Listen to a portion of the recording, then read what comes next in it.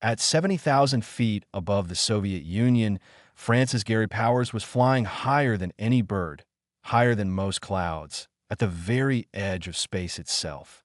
The cockpit of his U-2 spy plane was cramped and uncomfortable, his pressure suit squeezing him like a second skin, but the view was breathtaking, the curved horizon of the Earth stretching endlessly below.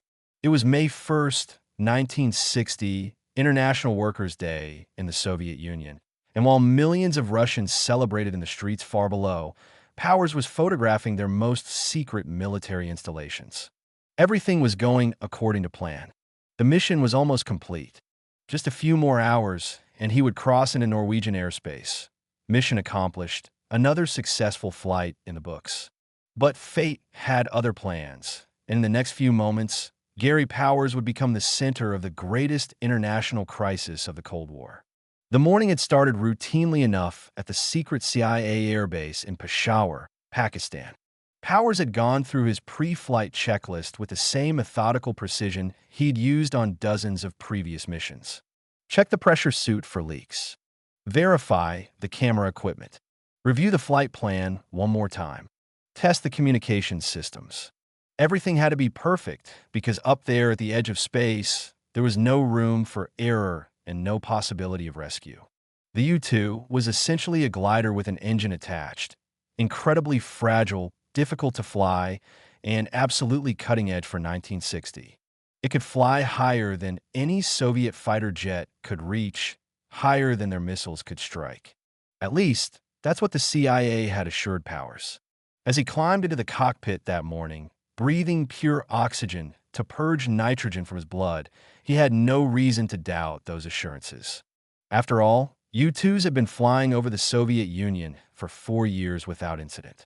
Why should today be any different? Powers was 30 years old, a former Air Force pilot from Jenkins, Kentucky, coal mining country where dreams of flying seemed impossibly distant. His father had worked underground, breathing coal dust, breaking his back in the darkness so his son could have better opportunities. And Gary had seized those opportunities, studying hard, joining the Air Force, learning to fly, eventually catching the attention of CIA recruiters looking for pilots willing to take enormous risks for enormous pay. The U-2 program was secret, dangerous, and absolutely vital to American national security. In an era before spy satellites, the only way to photograph Soviet military installations was to fly over them. And the only plane that could do it safely was the U-2. Or so everyone believed. Powers had been flying these missions for 4 years, crossing into denied airspace, photographing missile sites and airfields and industrial complexes. The money was good, about $30,000 a year, more than 10 times what an average American worker made. But the real appeal was the challenge, the importance of the work, the knowledge that he was serving his country in a crucial way. The flight plan for May 1st was audacious even by U-2 standards. Powers would take off from Pakistan, cross into Soviet airspace near the Afghanistan border, and fly diagonally across the entire Soviet Union. He would photograph the Tyurata missile range where the Soviets tested their ICBMs, the plutonium production facility at Chelyabinsk, 65, the submarine construction yards at Severodvinsk, and dozens of other high-value targets. Then he would exit Soviet airspace in Norway, having crossed nearly 3,000 miles of enemy territory. The mission would take about 9 hours, most of it over hostile territory where capture meant certain death or worse. But the intelligence gathered would be invaluable. Photographs showing exactly what the Soviets were building, where their weaknesses lay, how their military capabilities compared to American estimates. In the deadly game of nuclear deterrence, this information could mean the difference between peace and war, accurate assessments, and catastrophic miscalculation. For the first several hours, everything went perfectly. Powers crossed into Soviet airspace without incident, the cameras whirring below him, capturing image after image of Soviet territory. He could see the landscape sliding by far below, the mountains giving way to steppes, rivers snaking across the terrain, cities appearing as geometric patterns against the earth. At this altitude, the sky was dark purple above him, almost black, the stars visible even in daylight. It was beautiful and eerie and utterly lonely. Powers was alone in a way few humans had ever experienced, suspended between Earth and space, deep in enemy territory with no support and no hope of rescue if something went wrong. But nothing was going to go wrong. The U-2 had flown these missions dozens of times. The Soviets knew the flights were happening. They tracked the planes on radar, scrambled fighters that couldn't reach the altitude, fired missiles that fell short. It was frustrating for them, humiliating even, but apparently there was nothing they could do about it. Except the Soviets had been working on the problem with characteristic determination, and on May 1st, 1960, they were ready to test their solution. The orange sky. Powers was over Sverdlovsk, an industrial city in the Ural Mountains, when the world exploded. One moment, he was flying straight and level, watching his instruments, listening to the steady drone of the engine. The next moment, the entire universe turned orange. I looked up, looked out, and everything was just orange everywhere, Powers would later recall. I couldn't tell if it was a reflection in the canopy or if the entire sky was that color. For a split second, he thought he might be hallucinating, that something had gone wrong with his oxygen system. But then the plane lurched violently, and he knew with absolute certainty he'd been hit. The Soviets had finally figured out how to reach him. 14 SA-2 surface-to-air missiles had been launched at his U-2, the latest Soviet technology specifically designed to hit high-altitude targets. None of the missiles had hit him directly. That would have vaporized the plane instantly. But one had exploded close enough that the shockwave had ripped off the fragile aircraft's tail section. The U-2 began to tumble, spinning wildly, the G-forces pinning Powers against his seat. The plane wasn't designed for aerobatics or violent maneuvers. It was built for one thing, flying straight and level at extreme altitude. Now it was disintegrating around him, pieces breaking off, the airframe stressed beyond its limits. Powers' first thought was for the destruct switches that would explode the plane and its secret equipment. The CIA had been emphatic that the U-2's technology must not fall into Soviet hands. But the destruct switches were behind him, and the G-forces made it impossible to reach them. His second thought was even more urgent: get out.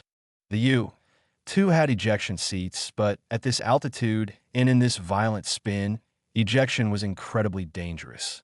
Powers tried to separate from the aircraft manually, popping the canopy and preparing to bail out. But his oxygen hose was still connected, and as he tried to leave the cockpit, it held him like a leash, trapped between the dying aircraft and freedom. For terrifying seconds, Powers struggled with the hose, the plane spinning around him, the altimeter unwinding rapidly as they plummeted toward Earth.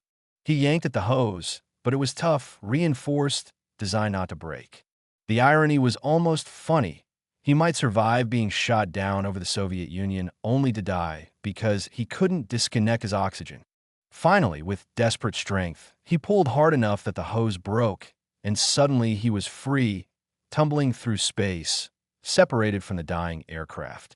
His hand went to the parachute ripcord and pulled. The chute deployed, jerking him upright, and suddenly everything was quiet. The violent chaos of the spin was gone, replaced by an eerie silence broken only by the sound of wind in the parachute canopy. Below him, he could see pieces of his U-2 falling, tumbling toward Earth, leaving smoke trails in the sky. And further below, he could see Soviet territory, forests, fields, and somewhere down there, people who were probably already racing to where he would land. Powers floated down towards Soviet soil, and as he did, he had time to think about what came next. The CIA had given him options for this scenario, though everyone had assured him it would never happen. In his pocket was a silver dollar, hollowed out, containing a poison needle tipped with saxitoxin, a lethal shellfish-derived toxin that would kill him in seconds. The CIA had made it clear, capture was not an option. The Soviets would torture him for information, extract everything he knew about U-2 operations, CIA methods, and American intelligence capabilities. Better to die quickly than endure that. The silver dollar felt heavy in his pocket as he descended. But Powers was 30 years old. had a wife waiting for him back in America, and despite everything, he didn't want to die.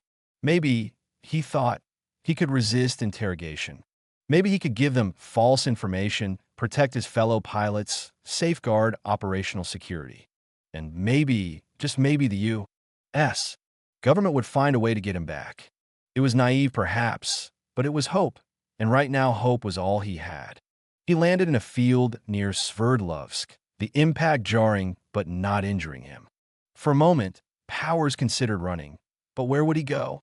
He was in the middle of the Soviet Union, thousands of miles from any friendly border, wearing a distinctive pressure suit and unable to speak Russian beyond a few phrases. Within minutes, Soviet soldiers and civilians were running toward him. Some were armed, others just curious, all of them excited by this incredible event. An American spy plane had been shot down, and the pilot was alive. Powers put his hands up in the universal gesture of surrender. He didn't reach for the poison needle. For better or worse, he was now a prisoner of the Soviet Union, and his nightmare was just beginning. The lie that unraveled. While Powers was being hustled into Soviet custody, back in Washington, American officials had no idea what had happened. The U-2 had gone silent somewhere over Soviet territory. Not unusual, as the planes often flew through radio dead zones. It would be hours before anyone realized the plane hadn't reached Norway, and days before the full scope of the disaster became clear. In the meantime, the CIA and the Eisenhower administration had to decide how to respond. The protocol for lost U-2 flights was clear: deny everything. Say the plane was conducting weather research and accidentally strayed into Soviet airspace. Claim the pilot must have passed out from oxygen deprivation, explaining why the plane went off course. Under no circumstances admit to conducting espionage flights over Soviet territory. This cover story had been prepared in advance and rehearsed countless times. The assumption was that any U-2 shot down would be destroyed completely, the pilot killed, all evidence vaporized. The Soviets might suspect espionage, but they couldn't prove it. On May 3rd, NASA, which served as cover for the CIA's U-2 program, issued a press release. A weather research aircraft had gone missing near the Soviet border, they announced. The pilot, a civilian contractor conducting high-altitude research, had last reported difficulty with his oxygen system. The plane might have accidentally violated Soviet airspace while the pilot was incapacitated. It was a regrettable incident, but nothing more than an accident. The press release was carefully worded, designed to sound plausible while admitting nothing. American officials breathed a sigh of relief. The cover story was out, and now they could wait for the inevitable Soviet protests and denials. There might be a diplomatic incident, some harsh words exchanged, but nothing that couldn't be managed. What they didn't know was that Soviet Premier Nikita Khrushchev was setting a trap for them, a public relations masterstroke that would humiliate the United States on the world stage. On May 5th, Khrushchev addressed the Supreme Soviet, the Soviet Union's legislature. His speech was broadcast internationally, and diplomats and journalists listened carefully for the expected condemnation of American airspace violations. Khrushchev delivered, denouncing American aggression and announcing that a U.S. spy plane had been shot down over Soviet territory. But then he stopped, letting the moment hang. American officials in the audience relaxed slightly. This was expected, and they had their cover story ready. Let Khrushchev rant about American imperialism. They would stick to the weather research narrative. But Khrushchev wasn't finished. "I must let you in on a secret," he said, his voice dripping with theatrical satisfaction. "When I made my report, I deliberately refrained from mentioning that the pilot was alive and well, and that we have the remains of his plane. We did this deliberately because had we given out the whole story, the Americans would have invented another version." The words hit like a bombshell. The pilot was alive. The plane's remains were intact. The Americans had been caught in a brazen lie, and Khrushchev had let them commit fully to that lie before revealing the truth. It was a public relations disaster of the first order. American officials scrambled, trying to figure out how to respond. How could the pilot have survived? The U-2 had no ejection seats. This was false, but it was what officials believed. The plane should have disintegrated completely if hit. But Khrushchev kept talking, revealing detail after detail that could only have come from Powers himself or the plane's wreckage. The flight plan, the cameras, the mission objectives, the CIA connection. Everything the Americans had hoped to keep secret was now being broadcast to the world. And worse, it was clear that Powers had talked, had provided the Soviets with extensive information about U.S. intelligence operations. Back in the United States, officials faced an agonizing choice. They could continue denying everything, claiming the Soviets were lying, but that seemed increasingly untenable given Khrushchev's specific details. Or they could admit the truth and face the diplomatic consequences. President Eisenhower, who had personally authorized the May 1st flight despite concerns from advisors, made a decision that was almost unprecedented. On May 11th, the U.S. government admitted that it had been conducting espionage flights over the Soviet Union for years. The weather research story was a cover, Eisenhower acknowledged. The U-2 was a spy plane, and Powers had been on an intelligence-gathering mission. It was a remarkable admission. Countries rarely acknowledged conducting espionage, and presidents almost never took personal responsibility for covert operations. But Eisenhower felt he had no choice. The lie had unraveled completely, and denying the obvious would only make things worse. The admission destroyed what little was left of U.S. Soviet relations at that moment. A summit meeting between Eisenhower and Khrushchev had been scheduled for later in May in Paris, intended to ease Cold War tensions and discuss arms control. But Khrushchev, riding high on his propaganda victory, demanded that Eisenhower apologize for the flights, promised they would never happen again, and punish those responsible. Eisenhower refused to apologize, stating that espionage was a necessary tool of statecraft and that the Soviet Union conducted similar operations against the United States. The Paris summit collapsed before it even began, with Khrushchev walking out and delivering tirades against American aggression. The spirit of Camp David, a brief period of relative warmth in U.S. Soviet relations, evaporated overnight. The Cold War, which had seemed to be thawing slightly, froze solid again. And in a Moscow prison, France's Gary Powers prepared to face Soviet justice. The show trial. The Soviets had captured an intelligence prize beyond their wildest expectations, and they intended to milk it for every drop of propaganda value. Powers would be put on trial, not in a closed military tribunal, but in a very public proceeding designed to embarrass the United States and showcase Soviet legal superiority. The trial was scheduled for August 1960, giving the Soviets months to prepare their case and, more importantly, to interrogate Powers extensively. The interrogations were professional and, by KGB standards, relatively restrained. The Soviets didn't need to torture Powers physically. They had him completely at their mercy, and they had time. They used psychological pressure instead, keeping him in solitary confinement, letting him worry about his fate, occasionally showing him kindness before withdrawing it again. The message was clear: cooperate fully, and treatment would be reasonable. Resist, and life would become much harder. Powers found himself in an impossible situation. He had been ordered by the CIA to say nothing if captured, to resist interrogation, to protect classified information. But he had also been told that missions like his never resulted in capture because the plane would be destroyed and the pilot killed. Now he was alive, in Soviet hands, and facing interrogators who already knew an enormous amount about U-2 operations from examining the wreckage. They had the cameras, the navigational equipment, the flight computers. They had found his maps with the flight plan marked. They knew where he'd taken off from, where he was headed, what he'd been photographing.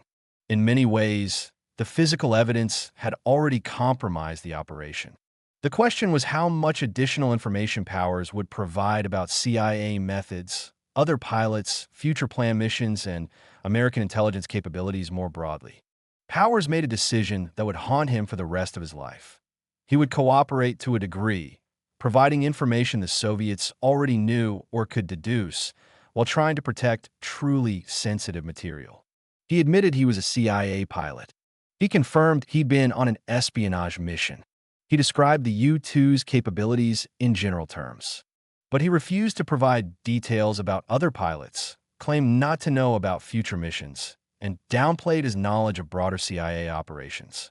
It was a middle path between complete silence and total cooperation, an attempt to satisfy his captors enough to avoid harsh punishment while not completely betraying his country.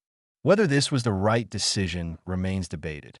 Some argue Powers should have said absolutely nothing, accepting whatever consequences resulted. Others point out that his limited cooperation likely saved his life and that he didn't reveal anything truly damaging that the Soviets didn't already know or couldn't figure out from the wreckage. The trial began on August 17, 1960, in the Hall of Columns in Moscow, a grand venue normally used for state occasions. The proceedings were open to international press, with journalists from around the world watching as the Soviet state prosecuted the American spy. Powers sat in a cage, literally a wooden cage in the middle of the courtroom, flanked by guards. It was theatrical and deliberate, designed to show Powers as a criminal caught red-handed. The prosecution presented their case methodically. Here is the wreckage of the plane. Here are the cameras it carried. Here is the pilot's flight plan showing his route over sensitive military installations. Here is the pilot's own confession that he was conducting espionage. The evidence was overwhelming and largely undeniable. Powers' defense attorneys, appointed by the Soviet state but apparently sincere in their efforts, argued that he was merely a soldier following orders, that he hadn't personally harmed anyone, and that he should receive leniency. Powers himself testified, and his words were broadcast internationally. He admitted his guilt, acknowledged he'd been conducting espionage, and expressed regret for his actions. To American ears, this sounded like a coerced confession, a propaganda statement extracted through who knows what means. But people who were there, including Western journalists, reported that Powers seemed coherent, not drugged or beaten, genuinely trying to explain his actions. He portrayed himself as a pilot doing his job, not particularly political, motivated more by money and adventure than by anti-Soviet ideology. This wasn't the fanatical Cold Warrior the Soviets might have hoped to showcase, but it was an honest depiction that probably served Powers well. He wasn't defiant or apologetic. He was matter-of-fact, acknowledging reality while maintaining a degree of dignity. It was, given the circumstances, about as well as anyone could have handled an impossible situation. The verdict and imprisonment. On August 19, 1960, the Soviet court delivered its verdict, guilty of espionage. The sentence was 10 years, 3 years in prison followed by 7 years of hard labor in a Soviet camp. It was a harsh sentence, but not as severe as it might have been. Soviet law allowed for the death penalty in espionage cases, and some observers had expected the Soviets to make an example of Powers by executing him. Instead, they had chosen a sentence that was serious enough to satisfy their public's demand for justice, but light enough to leave room for future negotiation.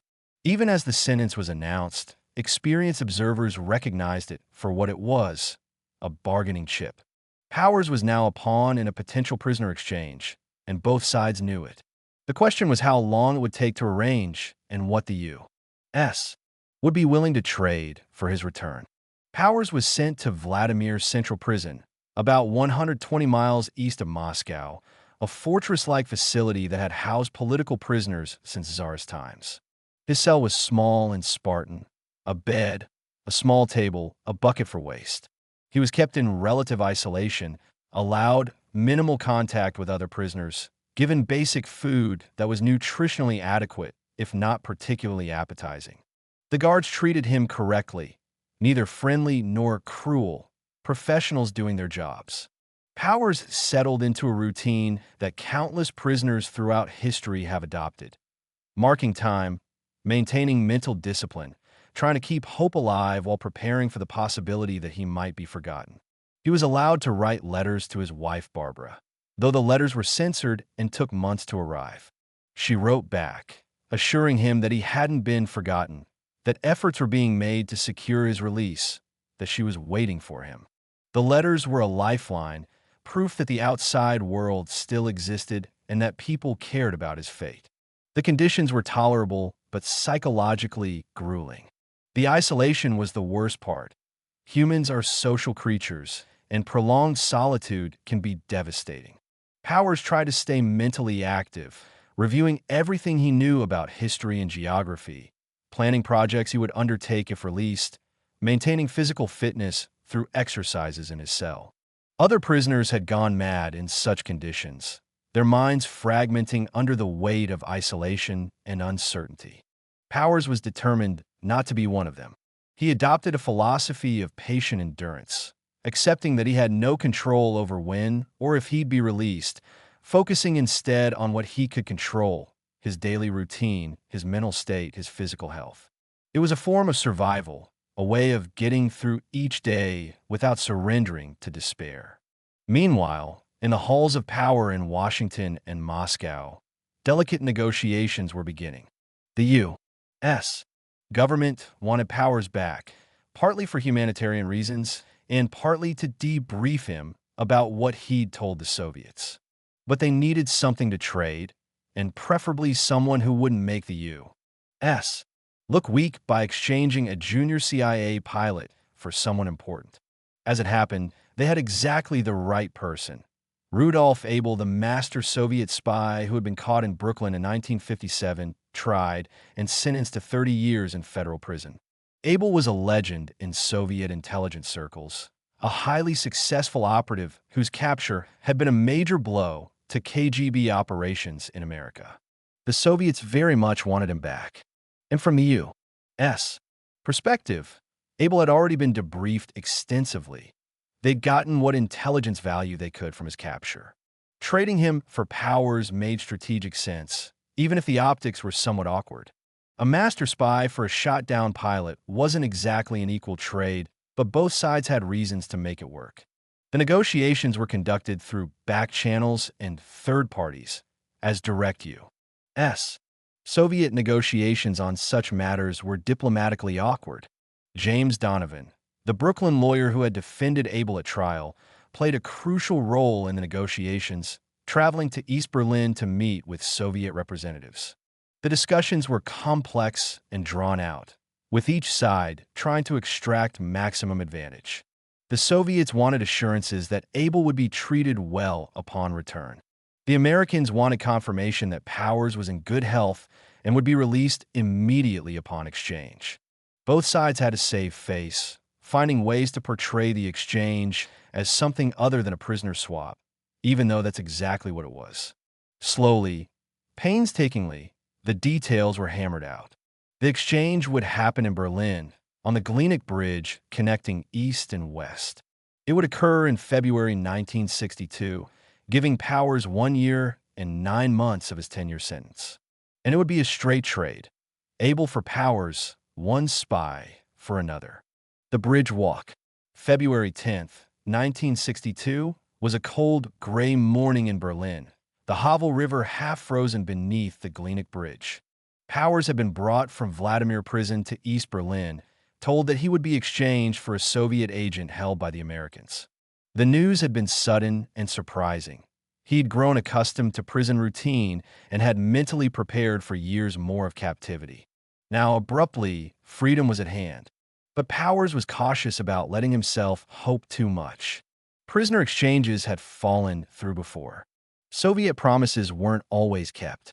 He wouldn't believe he was really going home until he was actually on American soil. He was taken to the bridge, where he could see American officials on the other side. And there, in the middle, he would pass Rudolf Abel, the two spies crossing from captivity to freedom in one of the Cold War's most iconic moments. The actual exchange was anticlimactic in its brevity. At precisely 8:52 a.m., both men began walking from opposite ends of the bridge toward the center. Powers walked quickly, eager to reach the American side, while Abel moved more slowly and deliberately. They passed each other at the midpoint without speaking, two lives intersecting for just a moment before diverging forever. Powers continued to cross, and suddenly American officials were surrounding him, shaking his hand, smiling, welcoming him home. He had made it. After nearly 2 years of captivity, he was free, but as he would soon discover, his ordeal was far from over.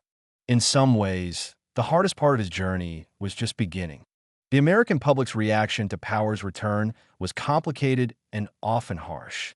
Many Americans felt he had failed his mission by allowing himself to be captured alive. Why hadn't he used the poison needle? Why hadn't he destroyed the plane? Why had he talked to his Soviet captors? There was a sense that a real hero would have died rather than be captured, that Powers' survival was somehow shameful. This attitude was unfair and uninformed.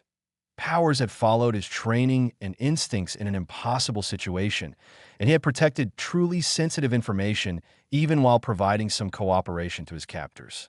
But perception mattered, and the perception was that Powers had somehow failed.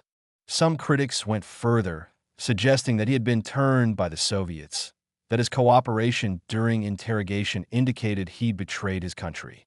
These accusations were investigated thoroughly and found to be baseless, but they lingered in public consciousness. The CIA debriefing of Powers was extensive and intense.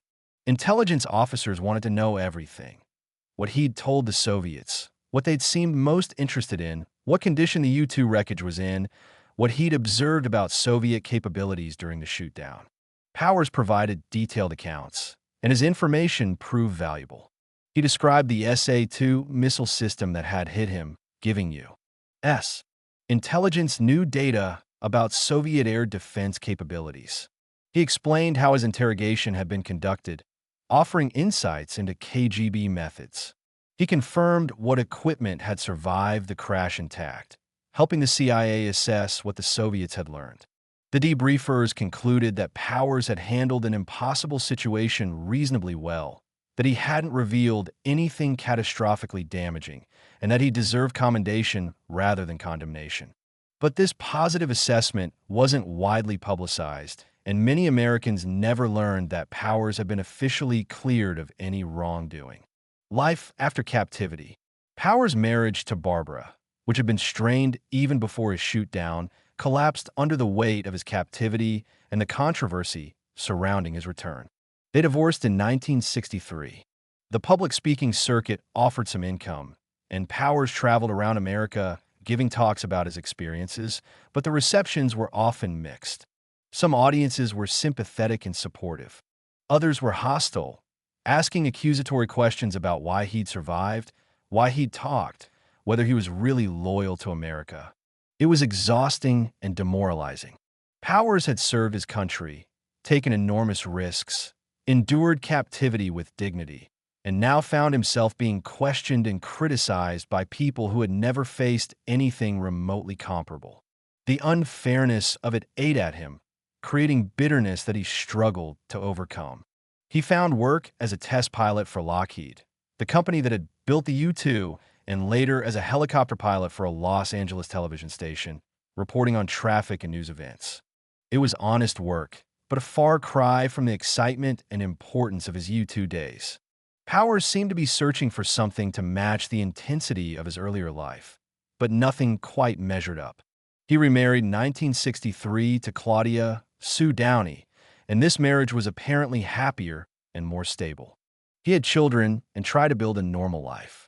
But the shadow of May 1st, 1960, never fully lifted. Powers wrote a memoir in 1970, Operation Overflight, detailing his experiences and defending his actions.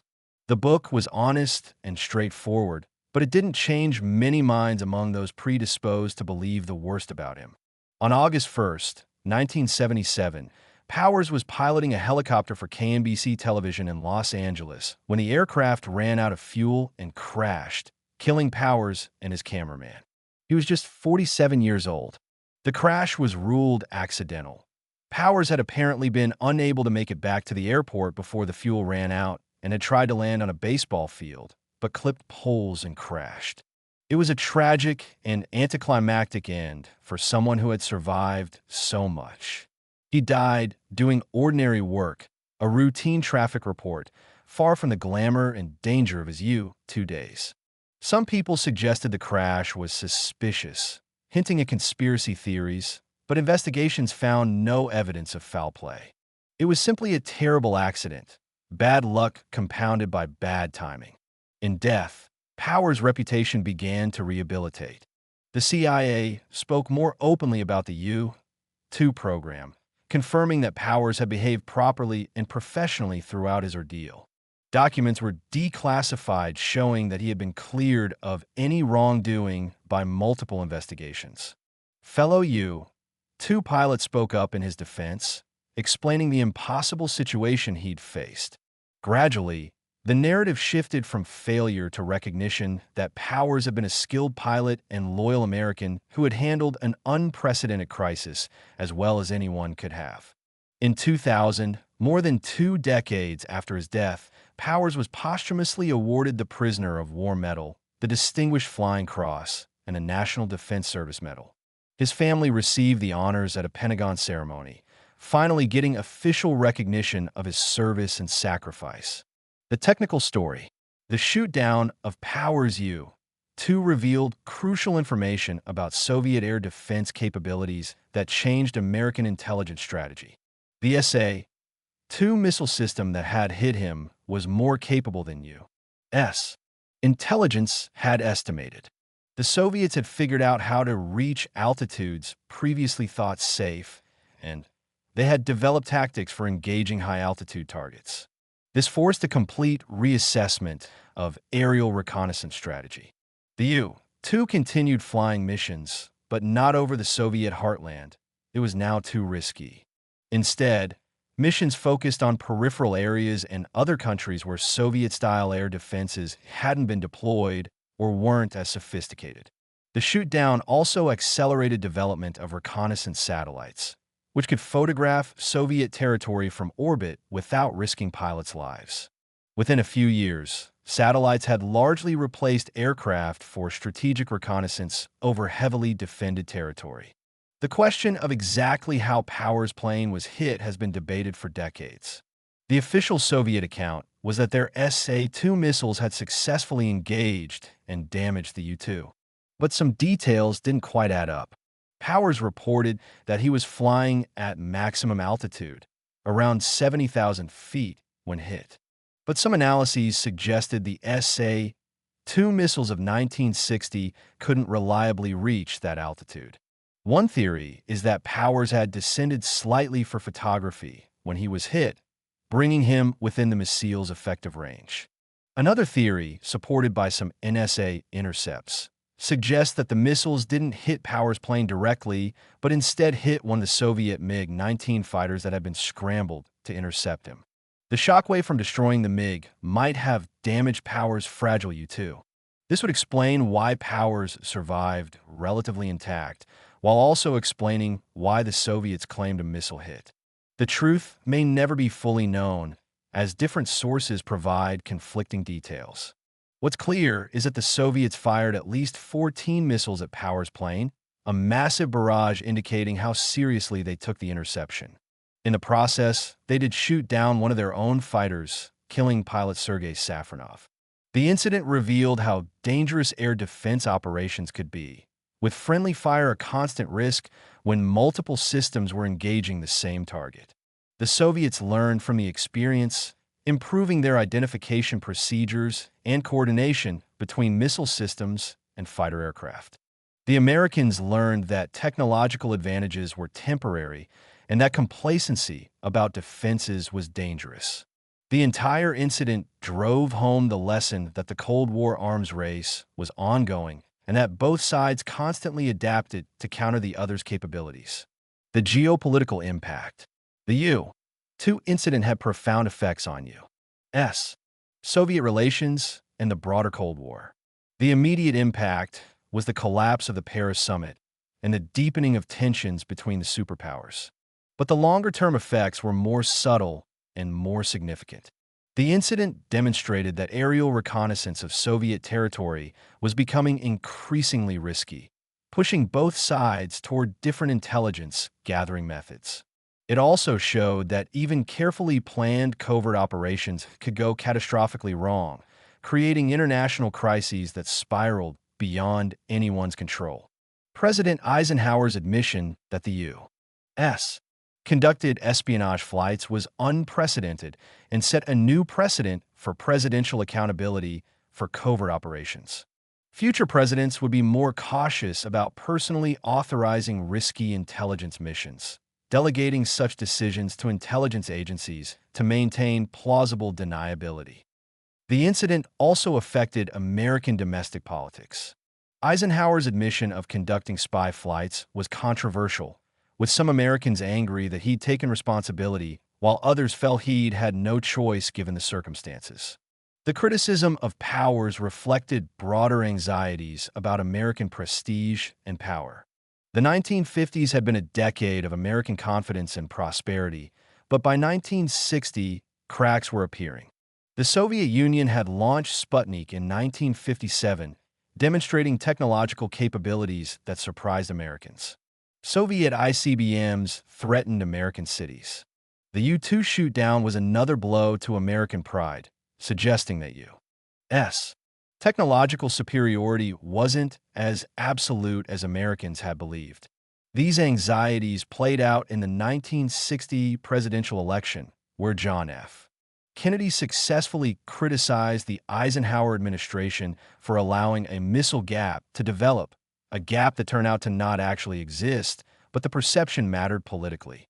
For the Soviet Union, the incident was a propaganda windfall that Khrushchev exploited skillfully.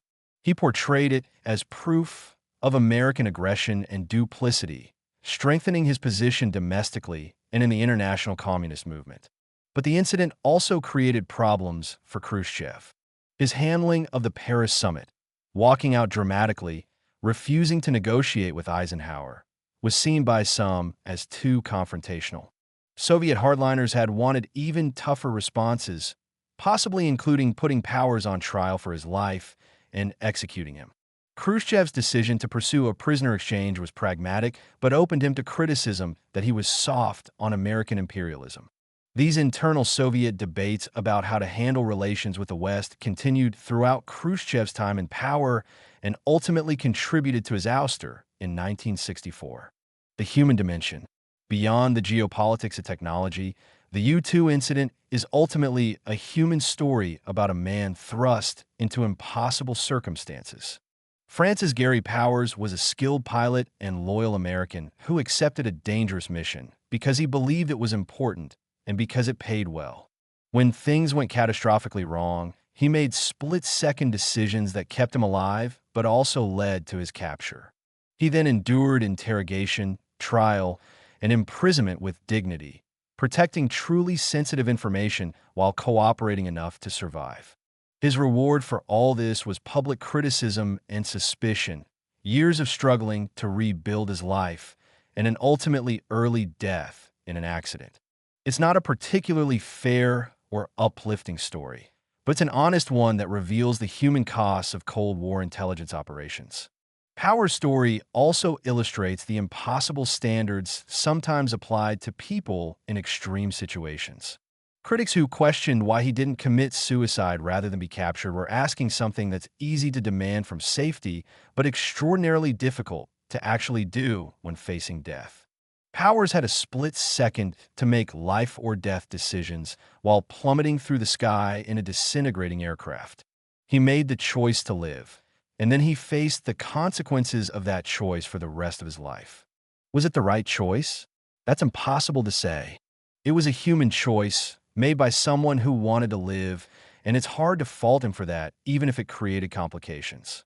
The treatment Powers received upon return also reflects American attitudes about failure and heroism. American culture often celebrates bold risk-taking, but struggles to deal with outcomes that don't fit neat narratives. Powers wasn't a hero who succeeded against impossible odds. He wasn't a martyr who died rather than be captured. He was something Messier, a professional who did a dangerous job competently until circumstances beyond his control led to failure and capture. He then survived and came home, neither heroic nor villainous, just human. American public discourse had trouble processing this ambiguity, defaulting to criticism because he didn't fit expected patterns. This says more about American cultural attitudes than about Powers himself. The legacy. Today, more than 60 years after the incident, Francis Gary Powers is remembered primarily as a historical footnote to Cold War history. The U-2 spy plane shootdown is taught in history classes as an example of Cold War tensions and the risks of espionage operations. The incident appears in books and documentaries, usually as one episode among many in the lengthy Cold War narrative. Powers himself is portrayed more sympathetically now than during his lifetime, recognized as having served his country honorably in difficult circumstances. But he remains less famous than some of his contemporaries, overshadowed perhaps by the technology he flew and the geopolitical crisis his shoot-down created.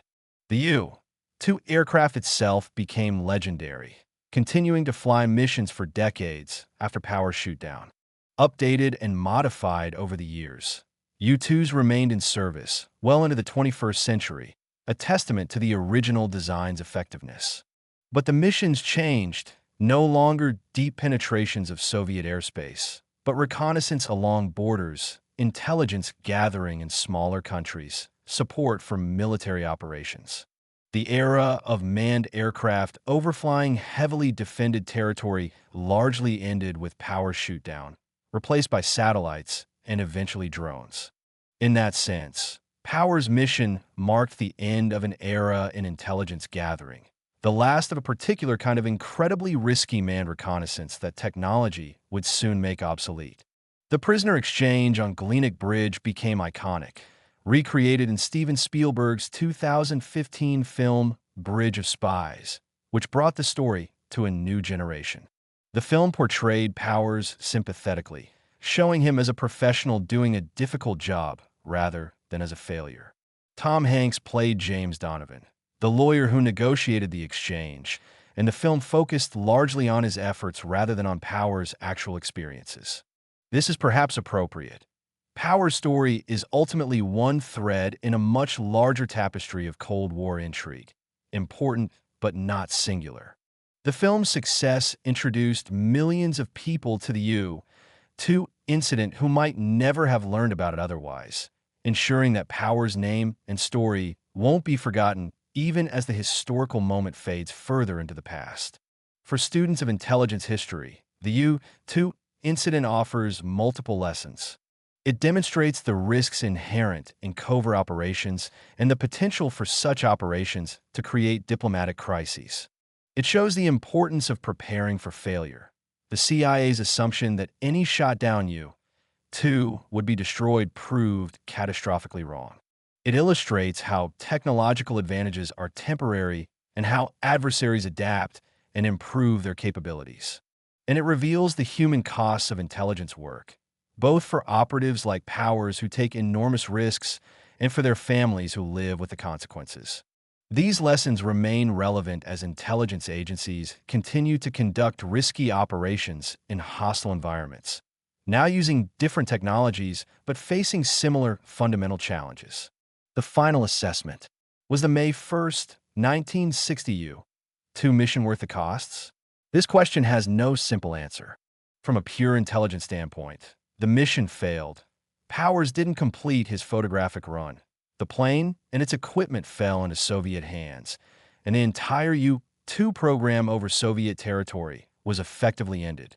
The diplomatic costs were enormous, destroying the Paris summit and damaging U.S. Soviet relations for years. The propaganda victory handed to the Soviet Union was significant, and a skilled pilot spent nearly 2 years in captivity and then faced years of undeserved criticism. On the other hand, the mission did reveal crucial information about Soviet air defense capabilities, forcing American intelligence to adapt. The publicity around the incident may have actually benefited long-term U.S. Soviet relations by making clear that both sides conducted espionage and that mutual transparency about this reality was preferable to pretending such activities didn't occur.